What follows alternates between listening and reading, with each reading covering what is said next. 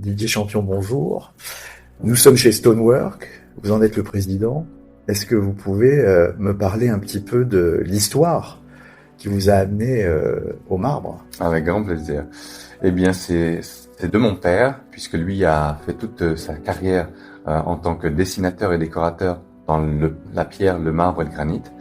Et donc, depuis tout petit, je voyais ses plans, que l'on a d'ailleurs sur certains murs ici, faits à la main, de certains grands ouvrages, dont le Louvre, l'Arche de la Défense.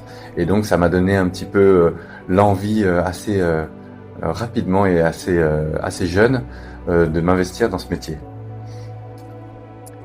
Alors, on est dans un endroit qui est le showroom, je crois, que nous découvrirons avec quelques images tout à l'heure. Est-ce que il y a des valeurs et une philosophie particulière qui guide votre travail et vos équipes, sachant que nous sommes au club Valeurs d'Excellence, nous attachons évidemment beaucoup d'importance aux valeurs. Tout à fait.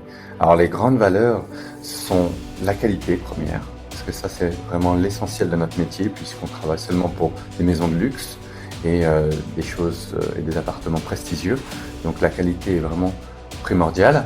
Ensuite la rigueur, parce que notre métier c'est énormément de rigueur et de discipline, de façon à ce que le processus soit particulièrement respecté pour obtenir justement cette qualité.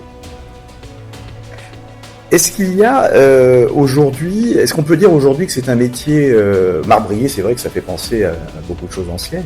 On n'est pas forcément dans la technologie, en tout cas c'est l'image qu'on peut en avoir. Est-ce que vous pourriez démentir cela et nous expliquer en quoi aujourd'hui c'est un métier notamment aidé éventuellement par l'IA ou les technologies modernes qui intègrent justement la création? Naturellement, puisque maintenant, dans la construction et plus particulièrement dans la marbrerie, tout ce qui est machinerie a énormément évolué. Donc, pour notamment les relevés et les prises de cote. Donc, on a des appareils qui s'appellent pour nous le ProLiner, qui nous permet vraiment de prendre sur mesure n'importe quelle pièce et ensuite d'avoir une modélisation 3D instantanée. Donc, ça, c'est un outil très technologique qui, à l'époque, on devait faire donc tout à la main, qui prenait un certain temps et qui était assez long et fastidieux. Maintenant, ça nous facilite énormément la vie. Et du côté des ateliers, il y a maintenant des machines qui sont fabuleuses, que ce soit donc des CNC en 3 dimensions ou en 5 dimensions, qui permettent vraiment de couper, de tailler, de ciseler, de polir le marbre dans n'importe quelle position et n'importe quel axe. Alors avez-vous travaillé, c'est ce que tout le monde se demande, sur des projets, on va dire, prestigieux et pour des commanditaires aussi prestigieux que le projet? Oui, tout à fait, c'est notre quotidien. On travaille notamment beaucoup avec le groupe Richemont, donc les maisons comme Cartier, on a fait dernièrement Piaget aussi, Jacques Marimage, sur lequel on est en train de travailler, et puis après des grands hôtels comme l'hôtel de Lutetia. Nous avons aussi fait des Louis Vuitton, des Tiffany et d'autres grandes marques. Le marbre, ça fait penser, pardon du raccourci, mais évidemment ça fait tout de suite penser au sol et ça fait aussi penser aux salles de bain, c'est-à-dire aux pièces d'eau. Est-ce que finalement aujourd'hui le marbre rentre également, j'imagine, dans la décoration au sens large? Oh oui, complètement. Ça s'est énormément démocratisé et donc maintenant on peut le retrouver un petit peu partout, donc que ce soit donc au sol et au mur, mais aussi dans du mobilier, bien évidemment traditionnellement dans les salles de bain et dans les cuisines. Mais maintenant, c'est énormément utilisé, même en termes d'objets de table et ainsi de suite. Et après, on a tout ce qui est œuvre d'art, sculpture, oui, j'ai vu une lampe tout à l'heure. Exactement. On avait fait ça à l'occasion de la collection AD, qui s'était trouvée au ministère des Affaires étrangères, avec Damien Langlois-Meurine notamment. Et donc, nous avions fait justement un abat-jour en onyx, miel, et avec un pied qui est en bronze et avec bronze patiné. Et ça a permis vraiment de développer des choses assez intéressantes, parce que le luminaire c'est très très fin et technique, mais on a aussi ces utilisations-là. Quels sont les défis finalement auxquels vous êtes confrontés, vous en tant que président de cette société? Vous avez d'ailleurs combien de collaborateurs? Alors nous sommes une petite dizaine. D'accord. Ici en France, et puis ensuite après à l'atelier au Portugal et en Italie, de même, entre 8 et 10 personnes. Et donc vous êtes confronté à des défis. Quels sont-ils éventuellement? Est-ce que c'est difficile par exemple de trouver est-ce qu'il y a un apprentissage? Est-ce qu'il y a des choses comme ça qui se mettent en place?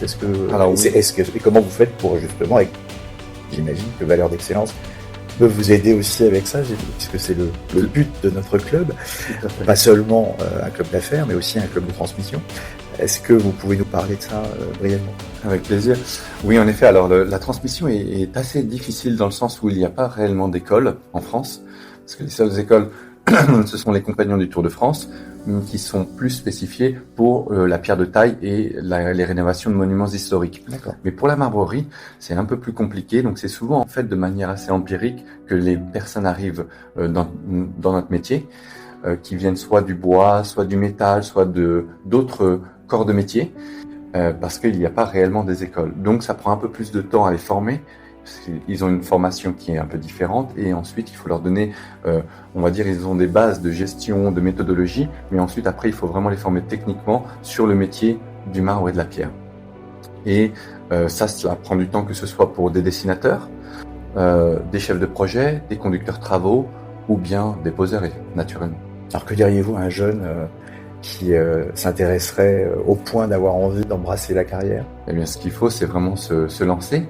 Et si on aime le matériau, si on aime l'architecture, le but, c'est vraiment de vouloir s'initier et de se former, on va dire, un petit peu à l'ancienne, ce qui permettra, voilà, Donc dans les ateliers directement, j'imagine. Dans les ateliers, sur site. Il y a plusieurs métiers d'ailleurs. Il y a des métiers, j'imagine, d'ingénieurs. Exactement. Il n'y a pas que des métiers qui travaillent. Non, tout à fait. C'est pour ça qu'on a un bureau d'études en Bourgogne avec les calpineurs.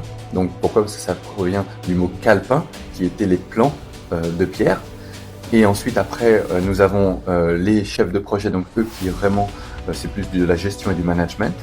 Les conducteurs travaux qui sont sur site pour gérer les équipes et les chefs de chantier. Et ensuite, les poseurs, bien évidemment, eux qui posent. Ça, c'est la partie en amont. Et la partie en aval, c'est justement en atelier avec les sourceurs, donc qui vont aller sélectionner les blocs, les tranches. Ensuite, en atelier, qui vont les découper. Et ensuite, derrière, les contrôleurs qualité qui vont vérifier toutes les productions pour qu'elles soient conformes. Donc, il y a énormément de métiers parce que la chaîne, avant d'avoir en fait 1 mètre carré de marbre posé, il y a en moyenne entre 12 et 15 personnes qui vont travailler dessus. Donc, c'est un long process. Merci Didier de nous avoir reçus.